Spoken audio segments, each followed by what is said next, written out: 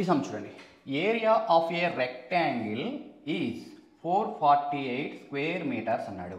అలాగే length of ఈ rectangle అనేది బ్రెడ్త్ కంటే 12% ఎక్కువ, 12% ఎక్కువ. బి అనేది 100% అయితే లెంత్ అనేది ఇంకొక 12 ఎక్కువ కాబట్టి 112% అవుతుంది. మనం బీని ఎక్స్ అనుకుందాం. బీని ఎక్స్ అనుకుంటే అప్పుడు లెంత్ ఏమవుతుంది? 112% ఆఫ్ ఎక్స్ అవుతుంది. సో మనకి ఏరియా ఫార్ములా ఏంటంటే అసలు లెంత్ ఇంటూ బ్రెడ్త్ రెక్టాంగిల్కి. సో ఏరియా ఆల్రెడీ మనకి 448 ఇచ్చాడు. సో లెంత్ మనకి 112/100 ఆఫ్ ఎక్స్ ఇంటూ బ్రెడ్త్ ఎంత? X. So x into x ఏమవుతుందని మనకి ఇక్కడ ఎక్స్ స్క్వేర్ అవుతుంది. సో 112 ఒకట్లు, 112 4లు, 4 ఇంటూ 100 400. సో ఏమవుతుంది? ఎక్స్ స్క్వేర్ ఈక్వల్ టు 400 అవుతుంది. సో ఎక్స్ ఈక్వల్ టు √400 అవుతుంది. So x is equal to ఎంత అవుతుంది ఇప్పుడు? 20 మీటర్స్.